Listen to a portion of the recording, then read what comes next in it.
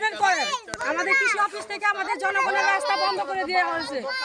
আপনারা এটার প্রতিবাদ জানাই, আমরা তীব্র নিন্দা জানাই। সংখ্যালঘুদের উপর তারা করতেছে, কেন আমাদের জনগণের রাস্তা বন্ধ করবে? সংখ্যালঘুদের কেন রাস্তা আটকানো হবে? এটার প্রতিবাদ জানাই, আমরা তীব্র নিন্দা জানাই। এটা আমাদের জনগণের রাস্তা ছিল, এটা তীব্র নিন্দা জানাই আমরা। 100 বছরের রাস্তা, এটা কেউ আটকাতে পারবো না। জনগণের রাস্তা কেন আটকাইবো?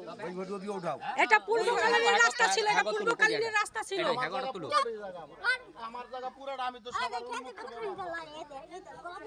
ওনারা কেন আমাদের রাস্তা বন্ধ করবে?